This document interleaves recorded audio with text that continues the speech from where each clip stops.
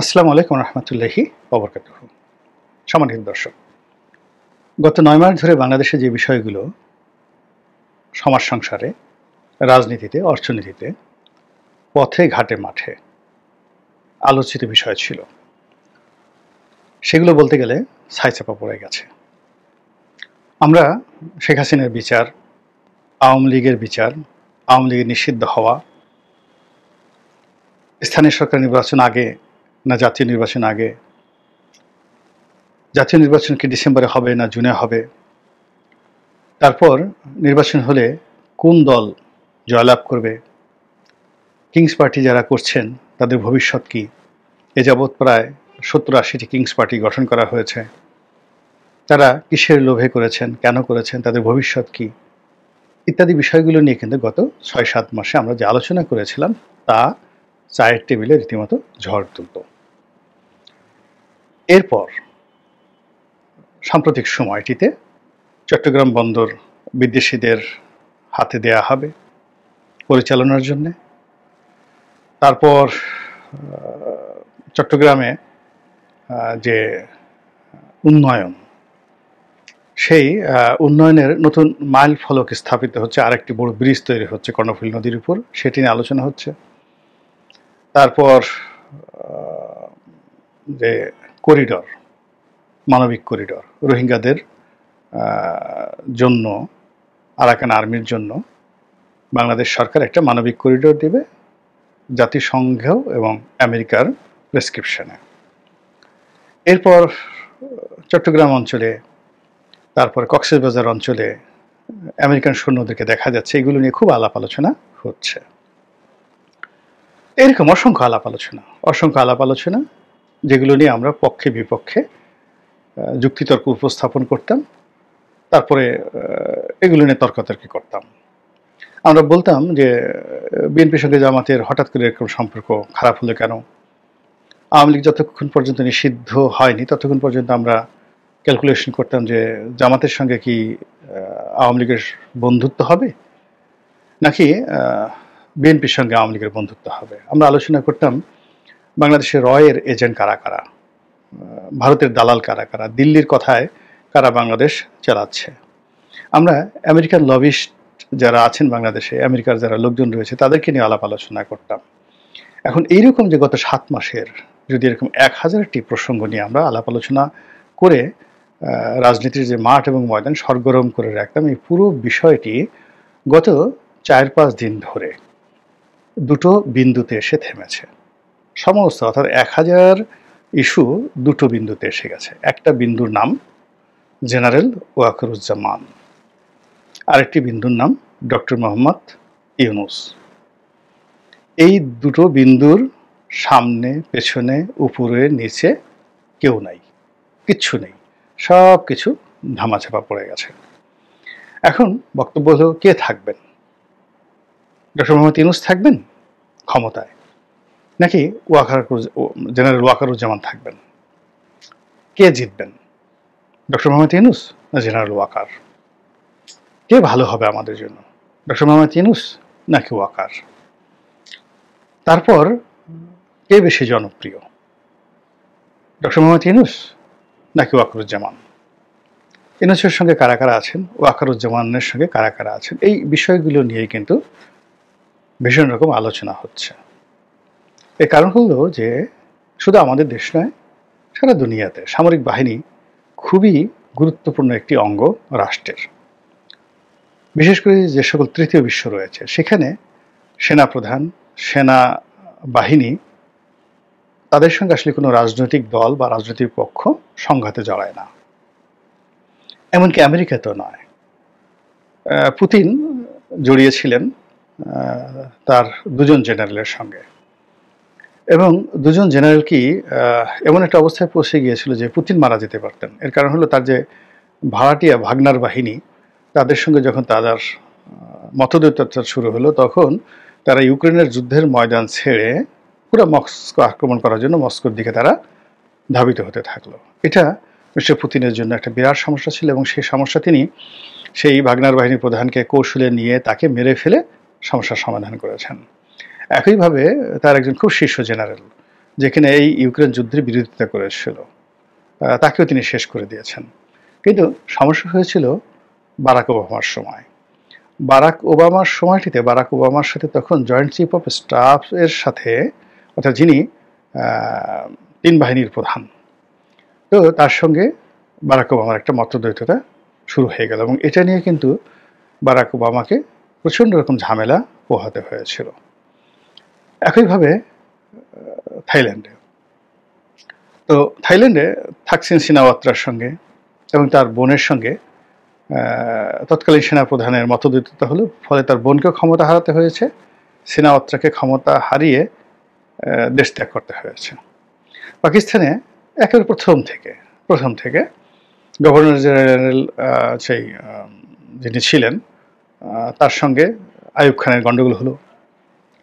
পাকিস্তানের প্রধানমন্ত্রীর সঙ্গে আইয়ুব খানের গণ্ডগোল হলো, আইয়ুব খান জিতে গেলেন।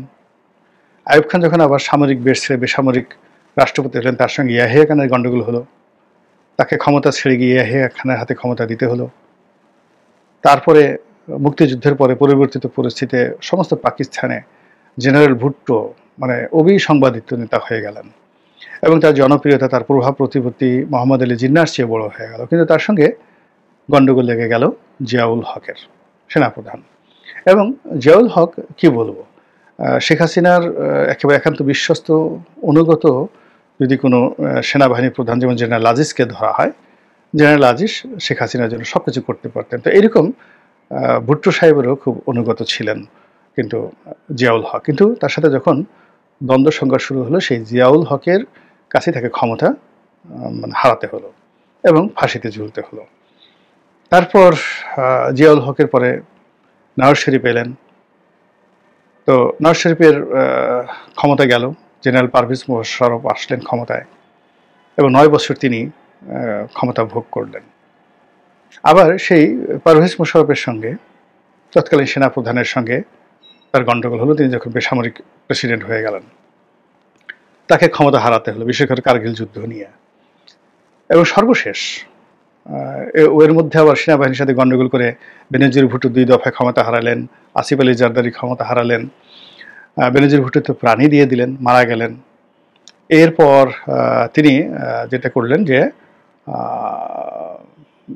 একেবারে সর্বশেষ যেটা পাকিস্তান সেনাবাহিনীর সঙ্গে যাকে বলা হয় গণ্ডগোল করে ইমরান খান সাহেবের মতো বিশ্রুত এবং সারা দুনিয়াতে তার মতো এরকম জনপ্রিয় ব্যক্তি, প্রধানমন্ত্রী হিসেবে, ব্যক্তি হিসেবে, এমনকি টম ক্রুজও নন, স্টার অফ দ্য স্টার, মানে যেখানে ইমরান খান দাঁড়িয়েছেন, মানে উনি প্রধানমন্ত্রী হওয়ার আগে এবং পরে কিংবা সব জায়গাতে, মানে বিশ্ব মঞ্চে যেখানে তিনি দাঁড়িয়েছেন সমস্ত লাইটগুলো তাকে, ফ্ল্যাশগুলো তাকে কেন্দ্র করে হয়েছে। সেই ইমরান খান তিনি তার যে সেনাপ্রধান মিস্টার বাজওয়া কিংবা এই যে এখন যিনি আছেন আসিফ মনির, তাদের সাথে তিনি পারেননি এবং তার পুরো জীবন শেষ হয়ে গেছে। তিনি এখন তার দল নিষিদ্ধ, পার্টি নিষিদ্ধ, রাজনীতি নিষিদ্ধ, তিনি এখন জেলে মরছেন। আপনি যদি পাকিস্তানের ছেড়ে ভারতে যান, এটা এতগুলো একটা গণতান্ত্রিক দেশ, সেখানেও সেনাবাহিনীর সঙ্গে ইন্দিরা গান্ধীর যখন মতদ্বৈততা হলো, সেখানে ইন্দিরা গান্ধীকে কিন্তু পরাজিত হতে হয়েছিল, সেনাবাহিনীর সঙ্গে তাকে আত্মসমর্পণ করতে হয়েছিল। এবং জেনারেল মানেকশ তার লেখা পড়ে দেখেন, মানে তাদের এই দুজনের যে সম্পর্ক, সেই সম্পর্কের মধ্যে অনেকটা অহিনকুল সম্পর্ক ছিল। এবং এই কারণে কি হলো, যাকে বলা হয় ইন্দিরা গান্ধীকে কিন্তু অনেক মূল্য দিতে হয়েছে, প্রচুর মূল্য দিতে হয়েছে। সঞ্জয় গান্ধীর মৃত্যু, তার নিজের মৃত্যু, স্বর্ণমন্দির আক্রমণ, বাংলাদেশের স্বাধীনতা যুদ্ধ, অনেকগুলো তার যে সিদ্ধান্ত, সেই সিদ্ধান্তের সঙ্গে সেনাবাহিনী একমত পোষণ করেনি। সেই একমত পোষণ না করার কারণে তার জীবন, তারপর তার সন্তান রাজীব গান্ধীর জীবন, তারপরে তার আরেক সন্তান সঞ্জয় গান্ধীর জীবন তছনছ হয়ে গেছে। এবং এই ঘটনা থেকে পরবর্তীতে যারা, অর্থাৎ রাজীব গান্ধীর পরে যারা ক্ষমতায় এসেছেন, সেখান থেকে আজ অবধি মিস্টার নরেন্দ্র মোদী পর্যন্ত, তারা কিন্তু সেনাবাহিনীর সঙ্গে কখনো কন্ট্রাডিকশনে যায়নি। এমনকি এই যে পাকিস্তান ভারত যুদ্ধ হলো, পুরো রাজনৈতিক নেতৃত্ব চাচ্ছিল যে এই যুদ্ধটি আর কিছুদিন চলুক, কিন্তু ভারতের সেনাবাহিনী সেটা চায়নি।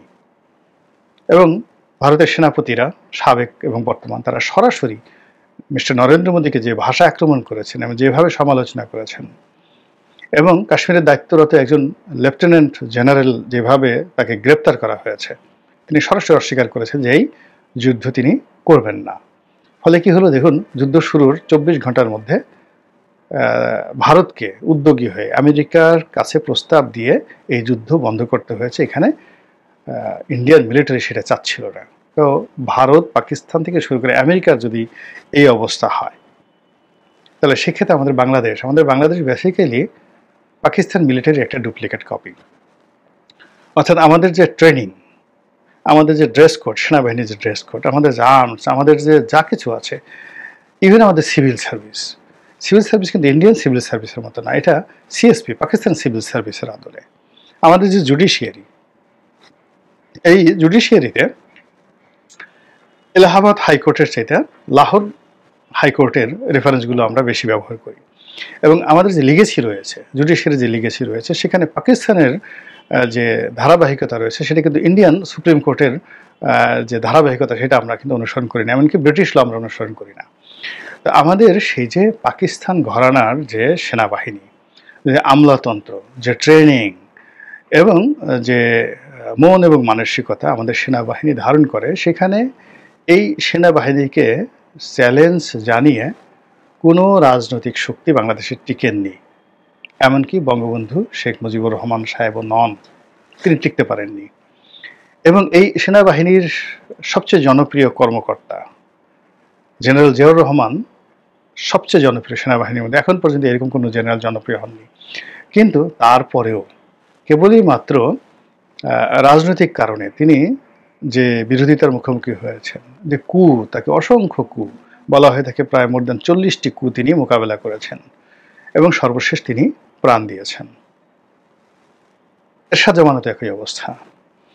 এরশাদ যতদিন পর্যন্ত সেনাবাহিনীর সঙ্গে ভালো সম্পর্ক ছিল তিনি ক্ষমতায় ছিলেন, কিন্তু জেনারেল নুরুদ্দিন খান যখন সেনাপ্রধান হিসেবে তার হুকুম মানতে অস্বীকার করলেন, সঙ্গে সঙ্গে তাকে কিন্তু চলে যেতে হয়েছে, একদিনও টিকতে পারেননি। এরপর বেগম খালেদা জিয়া। তো বেগম খালেদা জিয়া 2005 মানে 1 থেকে 2006 পর্যন্ত তিনি যে দাপটের সঙ্গে সবকিছু পরিচালনা করেছেন এবং অর্থবিত্ত, শৌর্য, ক্ষমতা তিনি এবং তার সন্তান মিলে মানে পুরো রাজনীতির এরকম একটা যাকে বলা হয় রুট তৈরি করে ফেলেছিলেন যে তার কাছে মনে হয়েছিল সবই তার। এবং সেনাবাহিনী তিনি যাদেরকে নিয়োগ দিয়েছিলেন, জেনারেল মইনু আহমেদ থেকে শুরু করে মানে যেমন তারেক সিদ্দিকী সাহেব সবকিছু দেখতেন শেখ হাসিনার জামানাতে, তদ্রুপ সাইদ ইস্কান্দার সাহেব সেনাবাহিনীর সমস্ত বড় বড় রিক্রুটমেন্টগুলো তিনিই করতেন। তার ঘনিষ্ঠজন বা তার বোধহয় ভাই এরকম কিছু একটা হবে, জেনারেল মাসুদ উদ্দিন। তারপরে আবার জেনারেল মইনু আহমেদও সেই সাইদ ইস্কান্দার সাহেবের পছন্দের লোক। তো এত কিছু সাজানোর পরেও কিন্তু সেই সেনাবাহিনীর হাতেই তাদের পতন হয়েছিল, তারা থাকতে পারেননি। আবার শেখ হাসিনার কথা চিন্তা করেন। শেখ হাসিনা 2014 সনের পর থেকেই সেনাবাহিনীকে একেবারে নিজস্ব ঘরানার বাহিনী বানানোর জন্য তিনি সর্বোচ্চ চেষ্টা করতে থাকলেন। তিনি প্রথমে ইকবাল করিম ভূঁইয়াকে পেলেন। তো তিনি যখন ইকবাল করিম ভূঁইয়ার দায়িত্ব নিলেন, তিনি ছিলেন one of the smartest, professional এবং জনপ্রিয় সেনা কর্মকর্তা। কিন্তু 2014 সনে এই ইকবাল করিম ভূঁইয়ার নেতৃত্বেই একটি যাকে বলা বিনা প্রতিদ্বন্দ্বিতার নির্বাচন হয়। এরপরে জেনারেল ইব্রাহিম করিম ভূঁইয়া, তার স্ত্রী, তার আত্মীয় স্বজনদেরকে সেনাবাহিনীর মধ্যে কালার্ট করার জন্য চাণক্যনীতি প্রয়োগ করে যা করার সব কিছু শেখ হাসিনা করেছেন। ফলে আমরা বাইরে থেকে জেনারেল ইব্রাহিম করিম ভূঁইয়াকে যেভাবে জানি, তারপর তার যে অতীত রেকর্ড, সেই রেকর্ড হিসেবে তাকে যেভাবে জানি, সেনাবাহিনীর ভিতরে কিন্তু তার সম্পর্কে যে ধারণা, সেটি তার যে 2013 সন পর্যন্ত তার যে ক্যারিয়ার এবং 2013 সনের পরে আজ অবধি তার যে ক্যান্টনমেন্টের বাইরে যে ক্যারিয়ার, এটার সঙ্গে মানে আপনি যদি রাওয়া ক্লাব ধরেন, সেনা ক্যান্টনমেন্টের ভিতরে ধরেন, এগুলোর মধ্যে কন্ট্রাডিকশন হয়। এবং এই জিনিসটি শেখ হাসিনা করে দিয়েছেন যে জীবনে যেন সে আর মাথা উঁচু করে দাঁড়াতে না পারে। এরপরে তিনি সেই যাকে সেনাপ্রধান বানালেন, যাদেরকে তিনি বানালেন, প্রায় সবাইকে তিনি একেবারে যাকে বলা হয় নিজের ঘরের মানুষ, আরও যদি ছোট করে বলেন গৃহভৃত্যের মতো তিনি ব্যবহার করার চেষ্টা করেছেন। যেভাবে তিনি বেনজিরকে বানিয়েছিলেন, যেভাবে তিনি শহীদুল হককে বানিয়েছিলেন, অর্থাৎ পুলিশের আইজিদেরকে তিনি যেভাবে ব্যবহার করতেন, সেনাবাহিনী প্রধানকেও তিনি সেইভাবে ব্যবহার করার জন্য সর্বোচ্চ চেষ্টা করেছেন। এবং চেষ্টা করে তিনি যখন একেবারে তৃপ্তির ঢেকুর তুলেছেন যে এরপরে আর কিছু করার নেই, এবং তিনি জেনারেল ওয়াকারুজ্জামান, যিনি তার আত্মীয় এবং নিকট আত্মীয়, ওয়াকারুজ্জামান সাহেবের শ্বশুর, তিনি সেনাপ্রধান ছিলেন এবং one of the brilliant officer general Mustafizur Rahman, তো তার মেয়ের জামাই, তো তাকে তিনি সেনাপ্রধান নিয়োগ করলেন। এবং তাকে নিয়োগ করে তিনি যখন শান্তিতে চোখ বুজে নিশ্চিন্তে ঘুমোতে যাবেন, এবং এই যে ছাত্র আন্দোলন যখন খুব দানা বাঁধল, তিনি যদি সেনাবাহিনীকে না নামিয়ে তিনি যদি পুলিশের উপর এবং তার ছাত্রলীগের উপর সেই দায়িত্ব দিত, ক্যাজুয়ালিটি বাড়ত, কিন্তু তার সফল হওয়ার সম্ভাবনা খুব বেশি থাকতো। এই কারণ তিনি ইতিপূর্বে অনেক খেলা খেলেছেন। 2015-16 সালে তিনি সেই বিএনপি জ্বালাও পোড়াও আন্দোলন, যেটাকে আওয়ামী লীগ বলে, সেটাকে দমন করার জন্য বিএনপি যদি একটা অকারেন্স ঘটাতো, আওয়ামী লীগ 10টা অকারেন্স ঘটাতো এবং বিএনপির ঘাড়ে চাপিয়ে দিত। তো এই জিনিসগুলো তিনি ছাত্রলীগকে দিয়ে করাতে পারতেন, এই কাজগুলো তিনি পুলিশকে দিয়ে করাতে পারতেন। এবং পুলিশ মানে তার জন্য যে অন্তঃপ্রাণ ছিল, পুলিশ সব কিছু তছনছ করে ছেড়ে দিত। কিন্তু তিনি কি করলেন, তার আপনজনদেরকে সেখান থেকে সরিয়ে নিলেন। কেন নিলেন, কিভাবে নিলেন, তিনি এই পুরো দায় দায়িত্বটা ছেড়ে দিলেন জেনারেল ওয়াকারুজ্জামান এবং সেনাবাহিনীর হাতে, এবং সেখানেই সেই জেনারেল ওয়াকারুজ্জামানই তাকে ক্ষমতাচ্যুত করলেন। এটাই হলো নিয়তি। তো যার জন্য এই যে সেনাবাহিনী, বিশেষ করে সেনাবাহিনী, এটা আমাদের দেশে নয়, সারা দুনিয়াতে মহাকালে সবসময় খুবই গুরুত্বপূর্ণ। ফলে এদের সঙ্গে যখন রাজনৈতিক অফিসগুলোর বা রাজনৈতিক মহলের দ্বন্দ্ব হয়, সংঘাত হয়, প্রায় সব ক্ষেত্রে সেনাবাহিনী জয়লাভ করে, কিছু কিছু ক্ষেত্রে সেনাবাহিনী পরাজিত হয়, এবং সেক্ষেত্রেও কিন্তু সেই রেস থেকে যায়, এবং এটা আরও বহুদিন পরে আরও নতুন করে রিভার্স হয়ে যায়। যেমন দেখা গেল একজন রাজা বিজয়ী হলেন, তিনি সবাইকে শাস্তি দিলেন, কিন্তু দেখা গেল রাজার ছেলে বা রাজার নাতি তারা আবার সেই সেনাবাহিনী দ্বারা পরবর্তীতে মারাত্মক ক্ষতিগ্রস্ত হন, কারণ এটা একটা সংঘবদ্ধ বাহিনী, এখানে সব কিছু রেকর্ডে থাকে। যেমন ধরুন বাংলাদেশে এই যে জুলাই আগস্ট বিপ্লবের সময় যে সকল অকারেন্সগুলো ঘটেছে, থানা আক্রমণ হয়েছে, পুলিশ হত্যা হয়েছে, সেনাবাহিনী গাড়ি পোড়ানো হয়েছে, বিশ্বাস করেন আজ থেকে 100 বছর পরে হলেও এর প্রতিটি জিনিস কড়ায় গণ্ডায় এই রাষ্ট্রশক্তিগুলো এর প্রতিশোধ নিয়েই ছাড়বে। এটা রাষ্ট্রের একটা সিস্টেম। এই সিস্টেমটা মধ্যযুগে ছিল, এই বাংলায় ছিল, প্রাচীন যুগে ছিল, সারা দুনিয়াতে ছিল, তারপরে শেষে আধুনিক কালে আছে। অর্থাৎ রাষ্ট্র যেদিন থেকে বিস্তার লাভ করেছে, তখন সেখানে রাজনীতিবিদরা যত সহজে ছেড়ে দেয়, মানে ভুলে যায়, কিন্তু আমলাতন্ত্র, মিলিটারি সেটা কখনো ছাড়ে না, ভুলে না। এবং এদের মধ্যে ইগোবোধ খুব বেশি। তাদের যে পোশাকটাকে তাকে আর অনেক বড় কিছু মনে করে, এই পোশাকের উপর আঘাত সব কিছু তছনছ করে ছেড়ে দেয়। জাস্ট একটা উদাহরণ দেই,